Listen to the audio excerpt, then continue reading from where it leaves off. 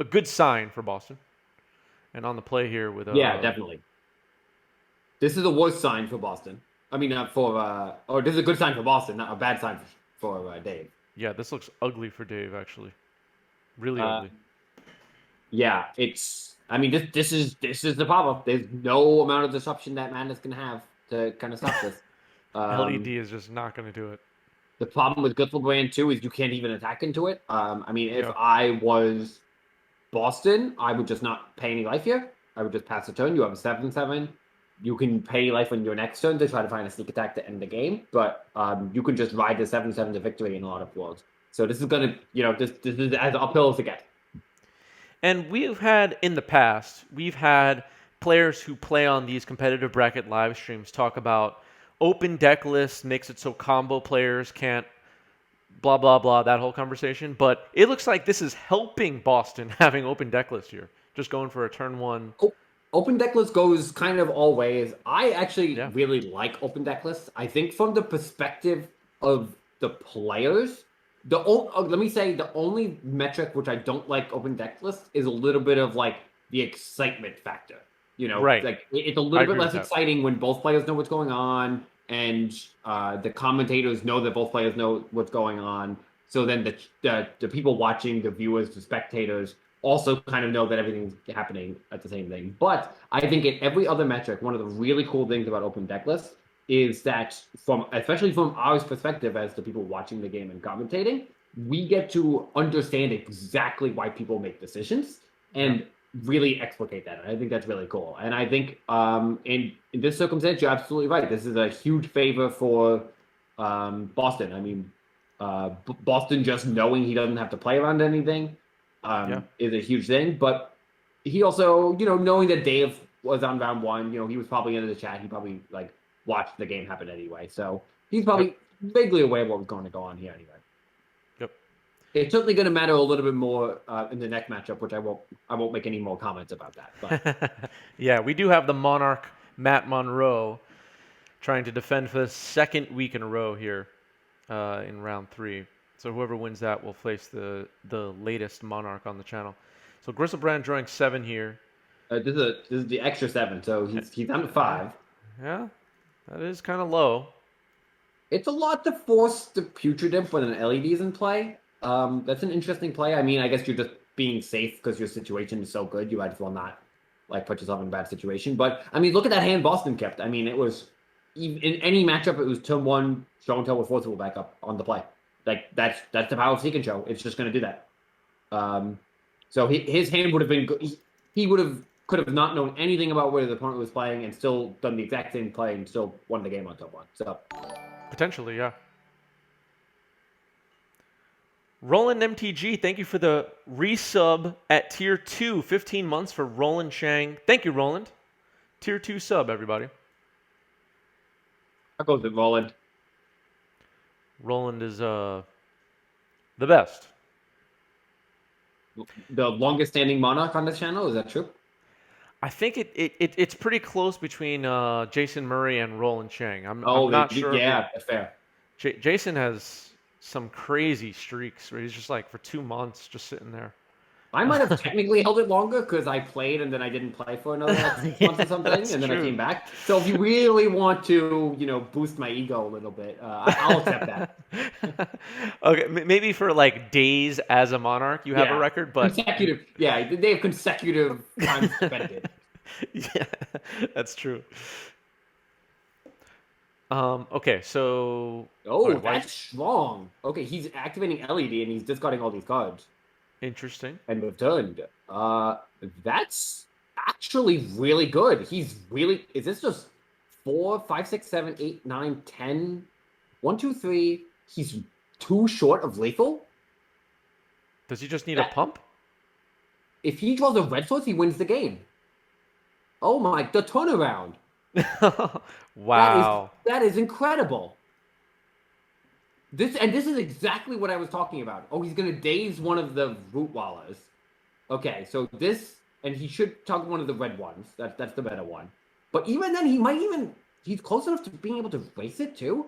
This is sick. So Dave kept a sick hand that was Yeah. able to do this. That's Because this is awesome. No, because he can pay for the days because he has all the LED mana. Oh, right. You're right. Oh my goodness, this is awesome. Like legitimately, this is awesome. This is awesome. I'm Look at I'm this hand. Boston's still Okay, not on cleanup though. yeah, he's Vengevine's just a forcing. trigger, right? That's not being cast. Venvine to trigger, so he's definitely going to be countering one of the root walls. You got to target a red one here. Yep, because that's the one that actually killed you. So now, with Boston being at 11, we have 3, 4, 7, 9 damage. So it's going to be really tough for him to get in the last few points. So I think it's still Boston's still doing it, but uh, this hand from Dave, absolute killer of a hand, incredible hand that's going to actually battle this. I mean, I think it's possible that if Boston was able to do this any slower, he might have lost with Yep. this hand. Yeah. So, and this is exactly what we're talking about. I mean, getting Gustin Wayne to play at any point is just always going to be good enough in a lot of circumstances. I mean, he could have just, Boston did pay a little bit. If he just paid 7 and played a little bit more conservatively, this wouldn't be as much of a concern because there's only so much damage that Dave can do, even if he has the best possible draws.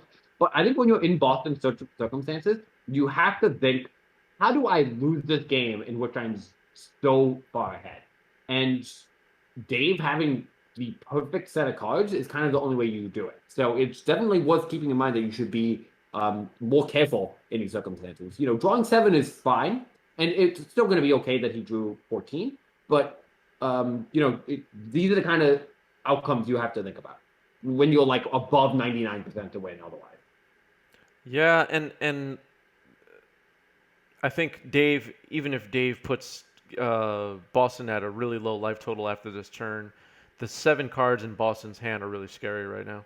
Yeah, I mean, he discarded a sneak attack, right? So you kind of know that He there's has probably another one something of those crazy looming. in hand. Yeah. Plus, he can get in for 9 now, put him to 2. So technically, if Boston doesn't have anything, Dave will have lethal Yeah. because he'll attack for 9 here, put Boston to 2. Then Boston will gain 7 up to 9, and then he'll have 9 on the crackback. So he will need to do something. And actually, he also won't be able to play Ancient Tomb either, True. because he'll be at 2. So it is limiting the amount of options Boston has. Yeah, this is the only play Dave has. This is great. He's really putting up a fight from the Soma Grizzlebrand. Now the other problem is you can't really um, attack into the untapped Grizzlebrand. So Yeah. now Boston's just going to get to develop more, and he doesn't need to put a sneak attack into play this turn. He just passes with a Grizzlebrand up, and there isn't that much that Dave can do to win because blocking the Grizzlebrand, He could get an blocking the Angie's bench, Ravager. It says Menace. it doesn't have menace. It It doesn't attacks have each turn of Menace? table. Nope, nope. Oh. Oh, he just double blocked. I was thinking because With he the double buff. blocked last Right. time. Yeah. Yeah, yeah, Okay. yeah. I mean, also it has a lot of text on it. Yeah. Yeah. It's also one of those weird non-cards from Commander. Yeah. That's true. Yeah. Nobody even knows what set it's from. Yeah. Yeah, I only know where it's from because I occasionally play Commander and I got that deck. So All right. I'm gonna take a guess. You ready? Commander 2018. ooh, I think you are wrong. I think it's Commander 2019. Damn it. All right. But I could also be wrong. All So right. Someone in it's chat cool. check. They printed a Madness deck, which was actually really cool because Madness is one of my favorite mechanics. It's very cool. It's a little prescriptive, but it's very fun, and the things it enables are really cool. So, um, Yeah. I like but those commander sets. I'm not a huge fan of like the sets that put things straight into things like Legacy specifically, like True Name Nemesis. We got True Name Nemesis in that. We got Sabine's Reclamation from that. Yeah. These are cards that are cool and Legacy has been fine with, but it does make it a little hard to kind of figure out exactly what's going on. Like the Owl Sword Shepherds from Jumpstart, and Jumpstart's legal in like Vintage, Legacy, and then Historic. You know what I mean? Like it's just all a little weird.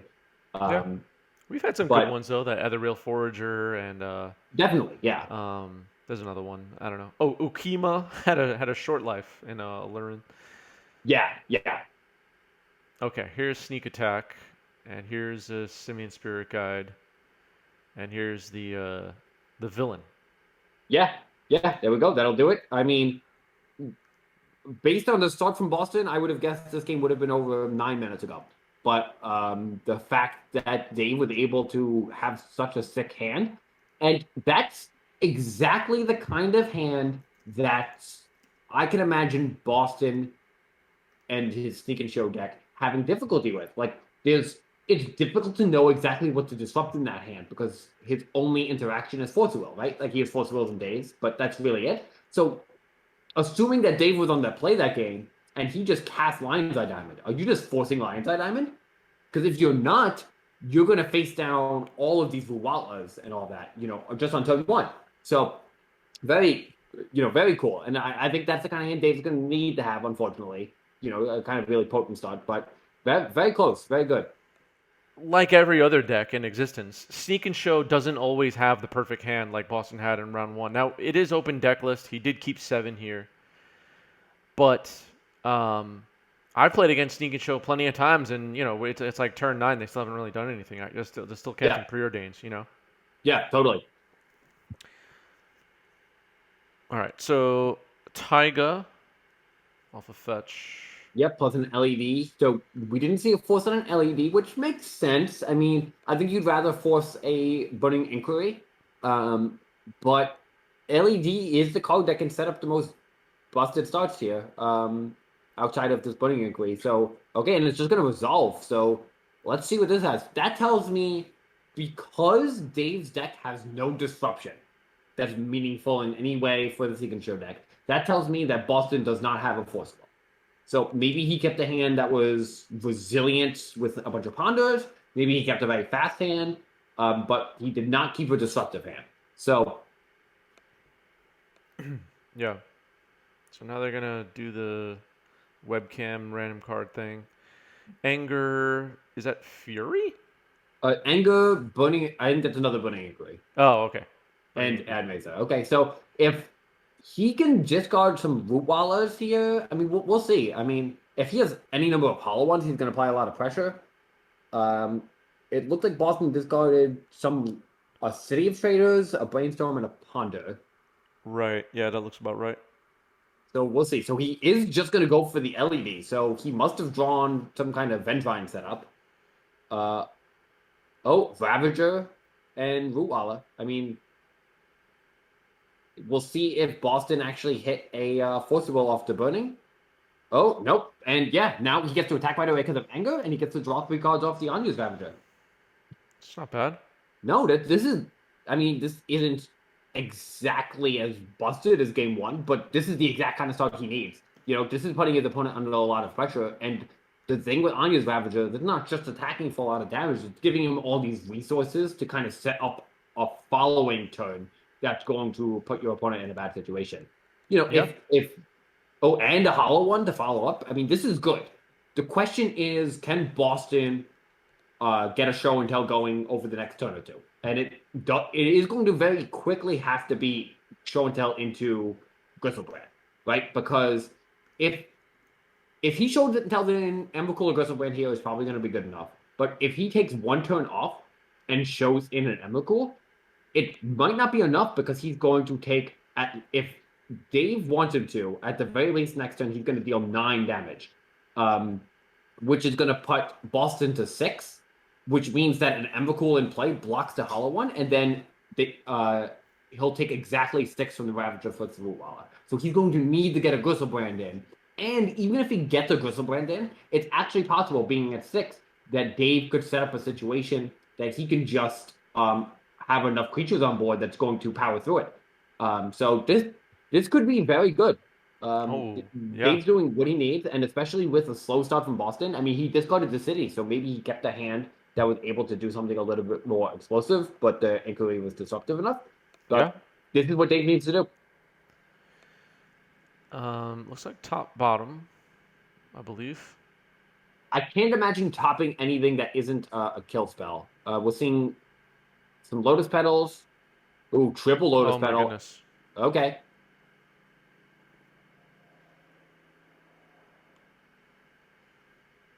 Into a show and tell. Okay, I mean, this is a great hand for Boston as well, obviously. Is it Well, going to we'll be a see what he sneak can. attack? It kind of feels like it, doesn't it? Does. I have a feeling. Let's see. Just Nope. Emrakul. Just Emrakul. So yeah, this is gonna be tough. It's not actually impossible though, depending on what the follow up is. Ugh. Yeah. So we'll see. So at the very least, this turn he can block the hollow one, and then he'll take um, at least five, maybe a little bit more. But it is possible that he can, if he can cast a Burning Inquiry here, maybe get a little bit lucky. Maybe that's going to be good enough. The Onion Ravager have to attack, so you might as well attack with everything. And it is possible he puts enough permanents on board that the Emrakul doesn't wipe his board. Emrakul is beatable. Plus, he also has to run afoul in his deck, right? Or, I mean, presumably. And that's a good answer. True. Yeah, the run afoul could be here. Yeah, I and mean, it would have to be Ravager, an excellent draw, but yeah. he has a lot of looks at it. I mean, he's basically getting to, draw three cards here. Um, Hydroblast. He brought in Hydroblast for the Ravager. That's going to be good. That is pretty good. So that was a near perfect situation for Boston here. I mean, th- this variant of Sneak and Show is, of course, designed to do this. So, I mean, this is just about going to be game. I don't think there's anything Dave can do at this point. Yeah, Um, that's rough. unless he has a land in hand and he draws Runafowl. But Sneak and Show is designed to Goldfish, so. Yeah. Kirsten in his chat is unhappy that there's no Ragavan burn. See, Oh, is that a thing? we had that on last week's stream, and I guess Okay. the deck picked up some fans. All right, it looks like we are wrapped up here. Cool. Yeah, let me join back into Zoom. Cool. Is it updated? Yes. Sneak and Show versus Lands is where we are now. We will get Rich's expert analysis in a moment, but for now I'm going to set up the prediction poll. Who will win Sneak and Show Boston or the Monarch on Lands? Matt in chat. And then we will now find out, Rich, who should people be? On Sneak and Show night, I mean, Sneak and Show, no counter magic showing up at all, no disruption whatsoever for the deck. Unreasonable for this Lands deck to battle against it, but historically, the Lands deck struggle a lot against Sneak and Show. So he definitely has tools in his Lands deck to battle it, but this is probably about as bad as it can get realistically for the Lands player.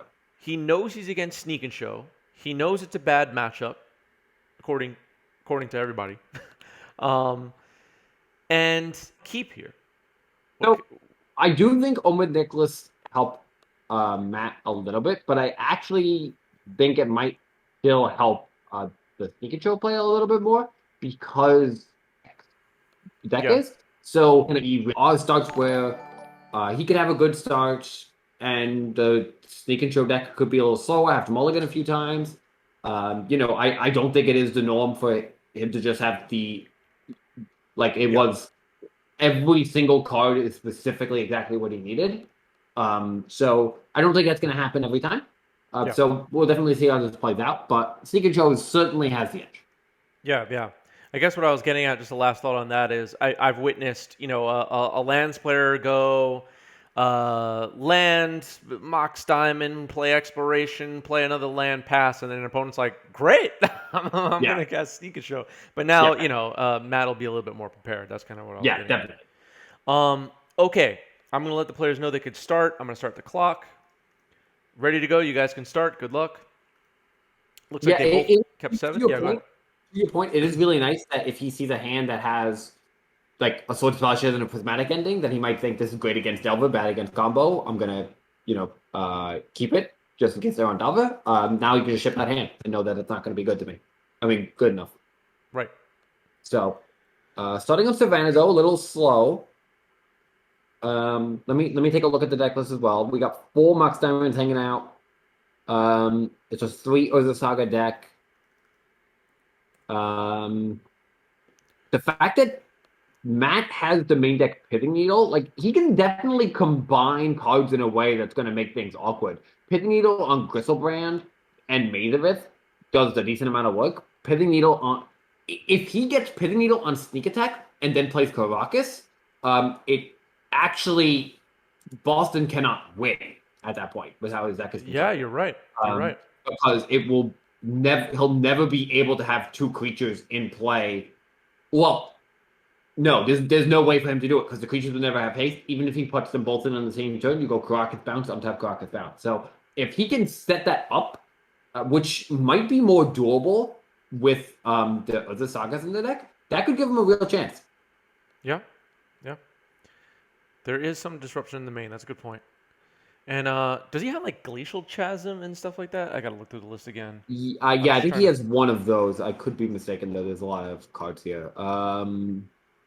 No, he actually doesn't have Glacial Chasm, Oh, but okay. Chasm is a lot less effective than Maze of Ith in general. Like Yeah, I think I agree. because if Ember cools down, both of them kind of suck, and if it's Good Brand, Maze is better because you don't have to pay the life or lose the land. So being on two mazes as opposed to three, though, which I think is a little bit common for these lands. Like lands don't always go the green white direction, but I think as far as stock lands, usually they have been going two. That could definitely be a little more punching here. Yeah. But he has four wastelands, zero ghost quarters. So, oh no, he has one ghost quarter. So that could be a little punishing for the Boston getting basics if it gets to that point. But really, he just needs to. I can't imagine Matt keeping a hand that doesn't have like crop rotation, especially a hand at this speed. His hand is very slow here. And in a deck with four explorations for Mox Diamonds, you really want to have something a little faster. But you can't mulligan a hand that has like double crop rotation. Like you got to kind of keep that and hope it works. Well, what do you make of Matt's start so far here with Savannah, Windswept Heath? What does that tell us about what he has? To me, it means he has a crop rotation in hand for sure. Yeah, I would I agree. I'd be very shocked. And he doesn't have Lightning Long. Because he probably would have started to get that going. Obviously, he doesn't have any of his fast cards, and he doesn't have cards like Pithing Needle or Retrofit Foundry. So he just kept a reactive hand. He might have a crop rotation plus the natural combo, because that could be good enough. If he's able to just like get the crop rotation to resolve, get a Caracas in play by a little bit of time with that, and then set up the combo. A 2020 is good. I mean, it's going to do some work. So Yeah. we'll see. And it looks like Boston has the kind of start in this game that we were talking about last round would have lost him the game against the Yeah. Madness deck. Just Yeah. cantrips and shuffling, and there's not much going on here. Yeah. I think Um, the unfortunate part from Matt's perspective is that Boston has this start, which is good for you insofar as you're not dead, but it's bad for you insofar as your start as the lands player wasn't fast enough to kind of get anything going. yeah, So while it's good that Boston hasn't killed you yet, it's also he's just doodling a lot, and you could be using this time a little bit more effectively because lands does have some explosive starts. Despite the fact that his version of land is a little bit less explosive and it's a little bit more resilient to creatures, um, he can still put up a lot of the same really powerful starts. So yeah, yeah. I've played against lands plenty of times, and they get like a turn two dark depths or whatever. yeah, absolutely. So it's a Zone Orb. possibility. Okay. Zern So Orb is a funny one. Are people running that right now? I saw that in the list, and I was like, well, that's unusual. I don't know if it's common. Okay. It I'm not does knocking work it. I'm with just commenting. yeah, no.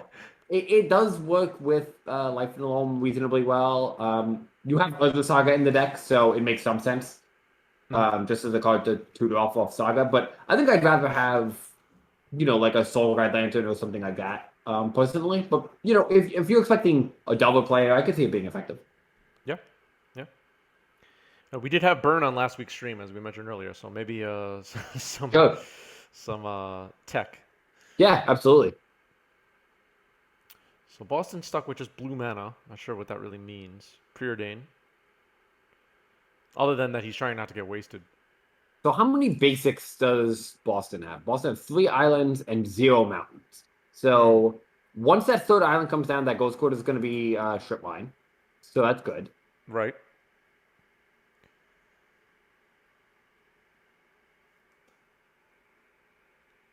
"61% favored for Sneak and Show," says chat.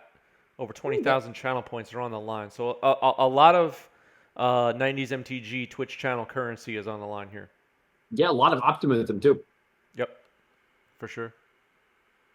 People just try and win upsets. I get it. Yeah, that makes sense. That's gambling. Yep. Um, okay, so more cantripping. And there are, and this goes back to the open deck list thing, not going to be stuck on this, but if you are playing against Boston right now, you sat across the table and he starts pondering and all that, you might not know what he was on. Well, now he played show and tell, but you might not know what he was on up until that point exactly. Right. Totally. But that doesn't really make sense here. But that does change with open deck So lists. yeah, so I'm pretty sure Matt has a crop rotation, and he's probably thinking, do I cast crop rotation in response? That would be my guess. I mean, maybe he just has, something going on, but I would think that's what he's considering. And if I were him, I would, because while your opponent has cantripped a bunch, so they probably have a force will to stop your crop rotation. Um, at least forcing them to have it is pretty good.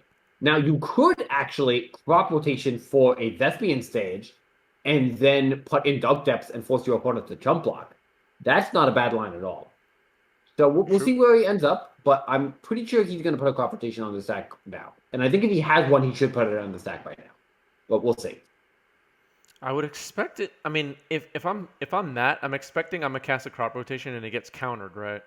Yeah, that's what I would expect. But it looks like it's just going to resolve. We're going to see what gets put in here.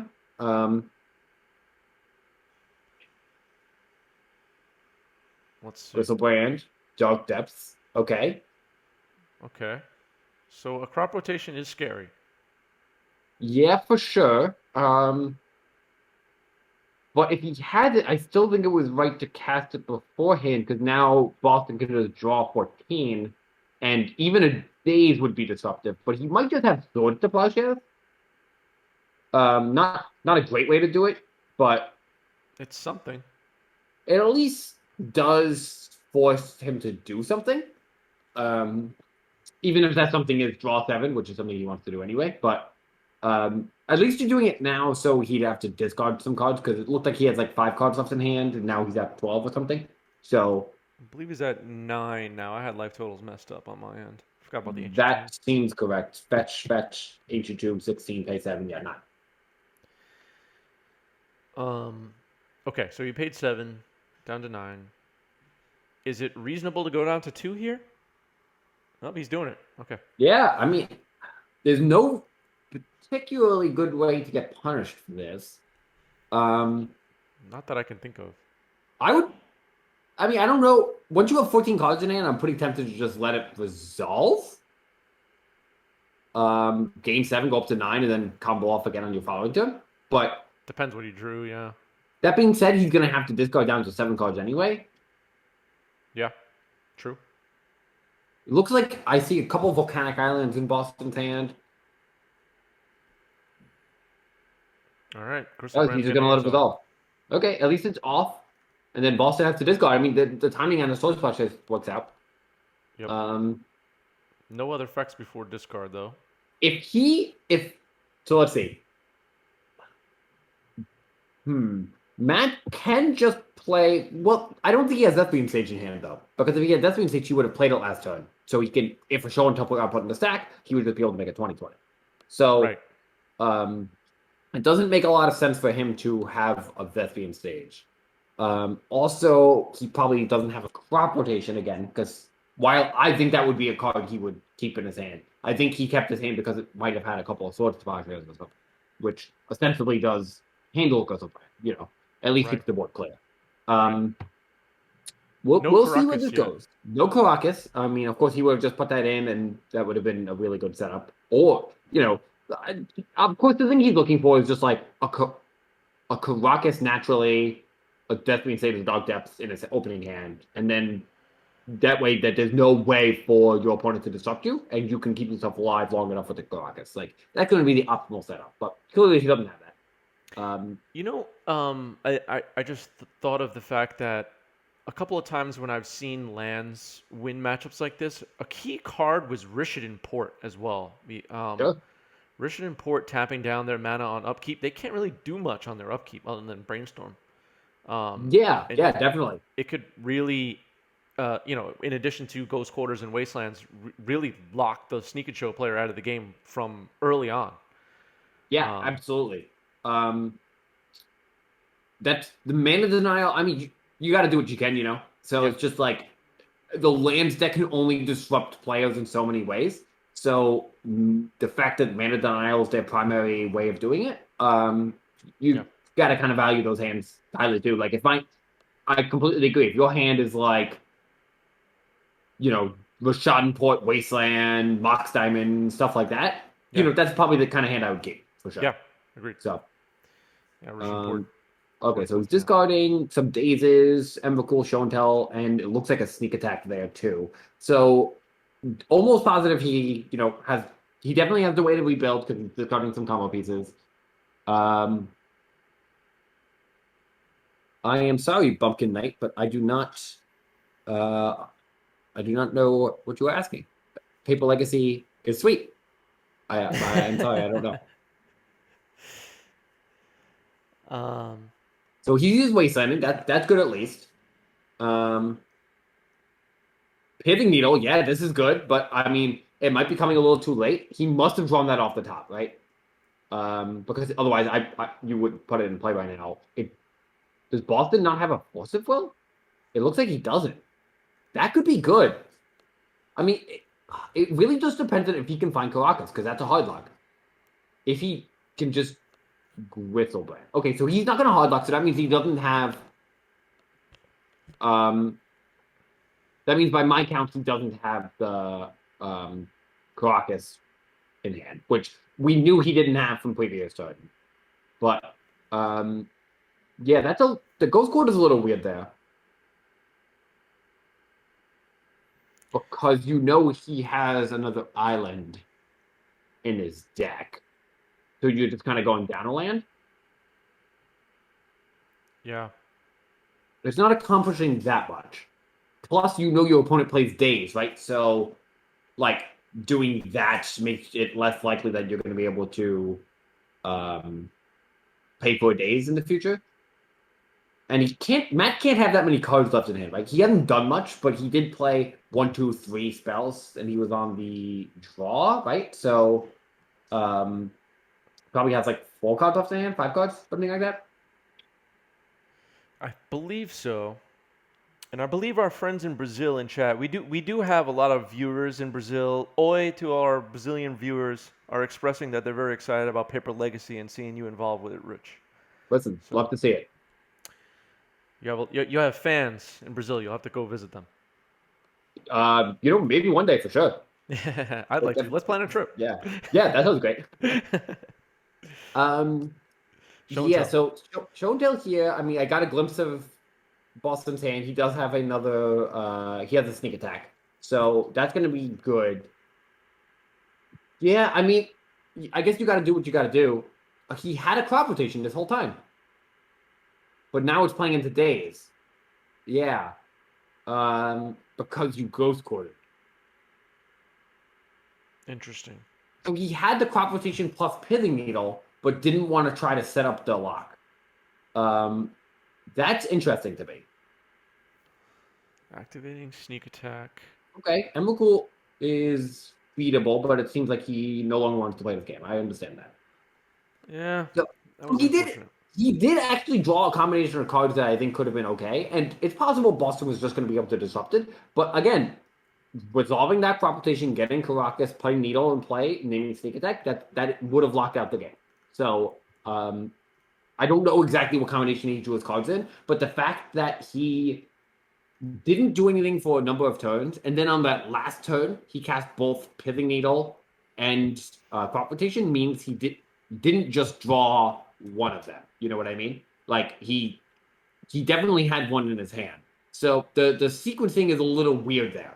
Um, So okay, so let's rewind a bit here. What should he have done? He should have crop rotated and not used the ghost quarter, right? so there were a couple of things I would have done differently in that situation that I think would have put him in a slightly better circumstance. The first is if he had the crop rotation, which I don't know if he has, but again, my read was he probably had it. Right. We When thought that he show had and it since the tell, beginning. yeah, when that show and tell is on the stack, I would have cast crop rotation right then, but to play Right. on force The will first that you one. get. Yeah, then Right. you get Caracas. If you had the pithing needle on any turn other than that last turn, I would have put that pithing needle in play ASAP and named sneak attack right away. Like Grizzlebane is a problem, but if you have, it seemed as if his hand was like swords to plowshares. I mean, I don't know exactly what he drew, but it seemed like he had some combination for the first few turns of swords to plowshares, crop rotation, pithing needle. Right. And if that's going to be your combination of cards plus a couple of lands, getting that pithing needle down when you know you have crop rotation means that you can try to set up the hard luck as fast as possible. So definitely think um, it's a little weird, like to say specifically what should have happened because I don't know when he drew these cards. Yeah. But again, because he cast two of his best cards on the last possible turn, it's clear he had one of them leading up to that. So I'm just not sure exactly what the sequencing of that was. Right. Okay. And then of course, yes, ghost quartering. It would make sense if he only had two islands, but the problem with doing it is that you know your opponent plays days. So, and even if your opponent discarded two dazes, you also know your opponent didn't force of will to protect the Gristle brand. So, all of that information kind of tells you that your opponent either has another way to kill you or doesn't have a force of will. And you can't really play around everything forever. So, you really have to just force your opponent to have the right answers, especially when you have the ability to establish a hard block. So that's kind of my read on the circumstance. I mean, there's definitely a lot going on there, but I think it very interesting sequencing and very interesting hand he kept. Just considering what happened.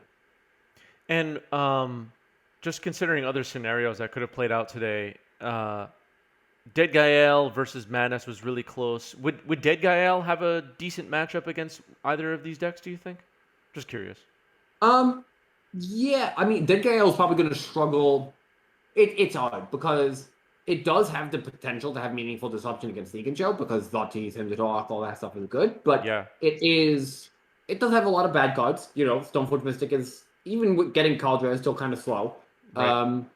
And Sword Splash is generally not a great card. Damn is a little awkward.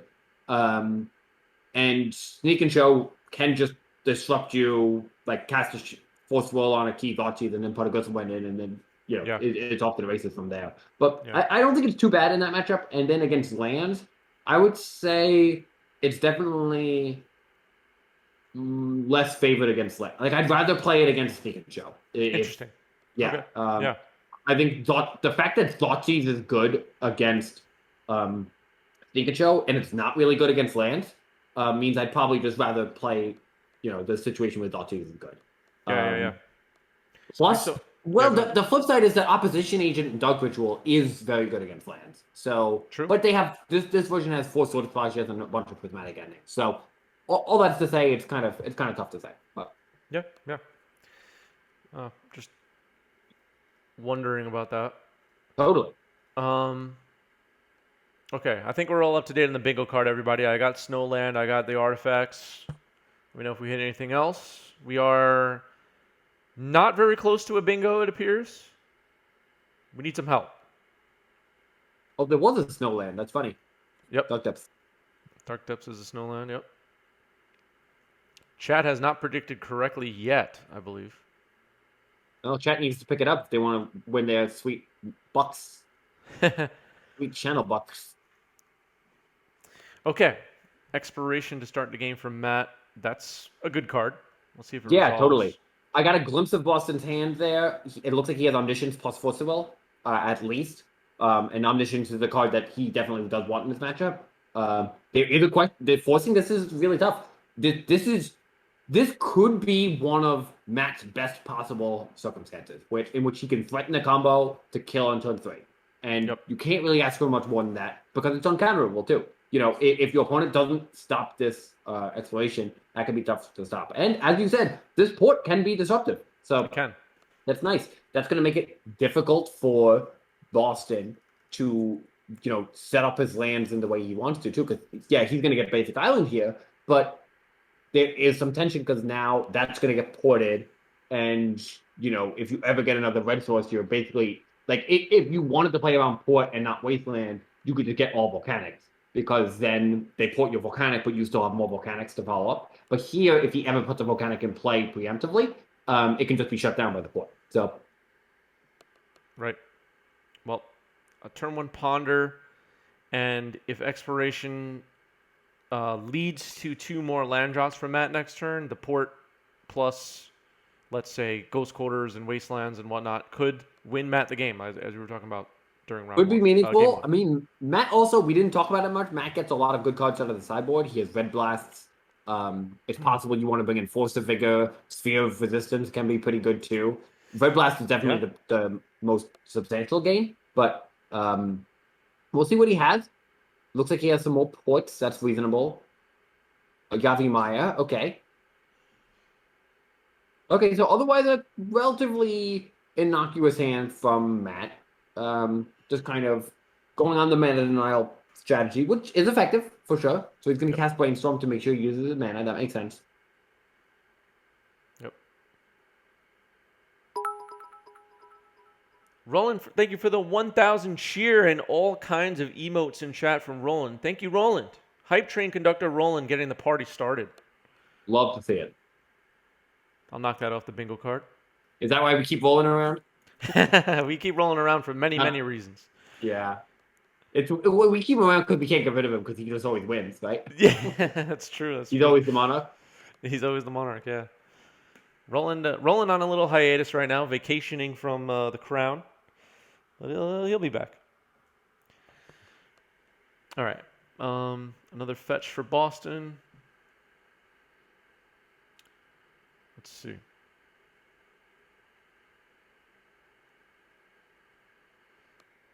Please keep me around, says Roland. We'll keep you around. We need the hype train conductor here. It's true.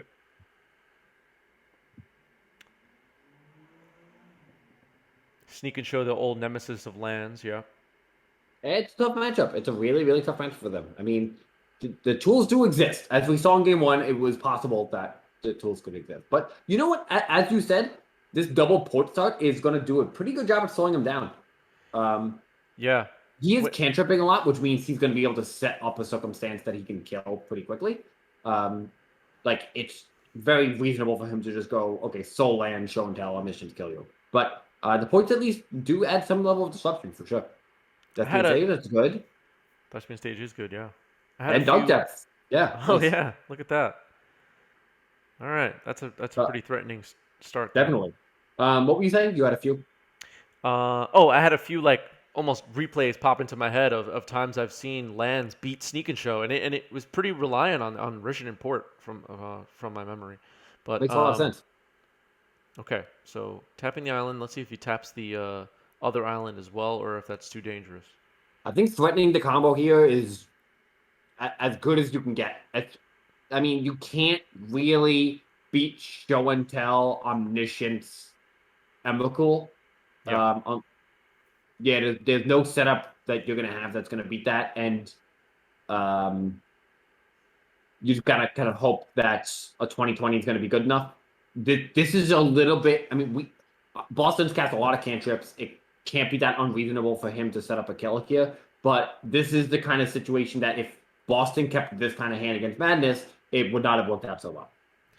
And is it worth considering pouring the second island during draw step and then waiting one more turn to fire off Dark Depths just to be safe? That's not what he did, but I think it doesn't get any better, right? Because he's already put all these lands into play. And what's next turn going to look like, right? You go, so you double port here, and then you have 2 mana left over. Then you untap, maybe you play 1 land. You double port again. You can still threaten the combo there, but you still need to have a land drop. I mean, it does slow them down enough, but you don't want them to give them too much time to cast any more cantrips. Right now, your opponent has to have specifically Show and Tell, Omniscience, plus a kill. And Yeah. it's reasonable to assume your opponent might have that. But, you are forcing them to have it. Looks like they are going to go for the Show and Tell. If it's anything other than Emrakul, you have a chance. We'll see. We'll see what this is. Was that a fake out there? What happened? Yeah, I'm not exactly sure. Show and tell.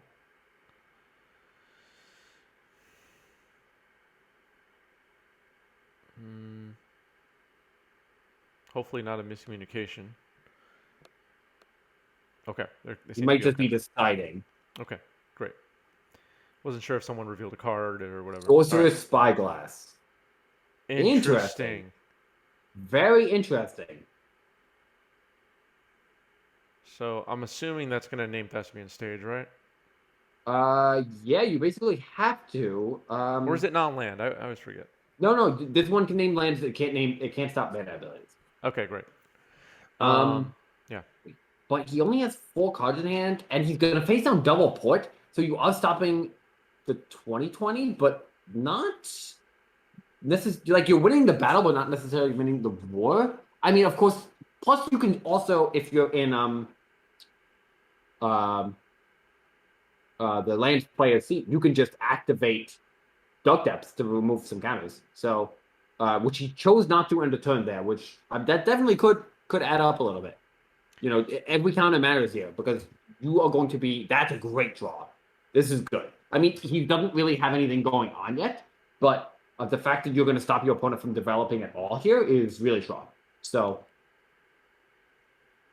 he probably cut Prismatic Ending from his deck too. So he probably doesn't have much else. He is removing the counter now though, so it's a slow clock, but it is a clock. Another stage. So 1, 2. So right now he can port twice, remove a counter, port twice, remove a counter.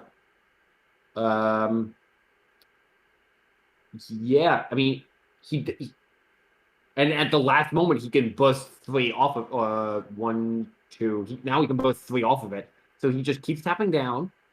And then until he gets it down to 3, and then he can just make a 20 play. So that's not bad. This is about as good as it's gonna get from his situation. It's possible he should have just made a 2020 in response, but who's gonna anticipate the show and tell in a Sorcerer's Spyglass? Yeah, Sorcerer's Spyglass was not anything anybody saw coming, open deckless or not, I think. Yeah. You're not going to plan for that. It is a blowout, though, if it does happen. Maybe that's why Boston kind of did a fake out there and thought about doing Omniscience and then ended up doing Sorcerer's Spyglass instead. Okay, so now your opponent has 1 card in hand and hasn't cast Emrakul or Griselbrand. So you know they have nothing. Now, if you're in the land player seat, you should just turbo out this Dark Depths as fast as possible. Because you can activate 3 times a turn. It's a 3-turn clock, and it just forces them to get it going. So Yep. that's just how I would navigate that. Yeah, he is fetching, which is interesting. He's getting Tiger, so maybe he drew... He's going to blow up the Omniscience? It's possible with Red Blast. The problem is that doesn't actually do anything because sneak attacks in play. Oh, right, yeah. Okay. All right, he's going to blow it up. Okay. So, but Boston has a force, okay. Sure. I mean, that's fine. I mean, that doesn't matter too much. I mean, if I was in Boston seat, I probably wouldn't even do that. But because you just have the sneak attack sitting around, it's going to do the same thing. Okay, so he's not going to go for the turbo play. This is going to give Boston a little bit too much time, I think. Yep. And it's possible Boston just finds it and kills anyway. So, yeah. Griselbrand. Uh-oh. Yep, so he's had enough. Okay. Yeah, I mean, that was about as much as he can do there. I mean, the Sorcerer's Spyglass, if you really... It's not even, like, technically safe to make it in response. It's just your opponent has to show and tell in the Sorcerer's Spyglass, which I guess you can foresee, but it's so assumed that you're going to die. But I guess let me join the Zoom. Yeah. I'm sure we have a lot we can discuss with them right now.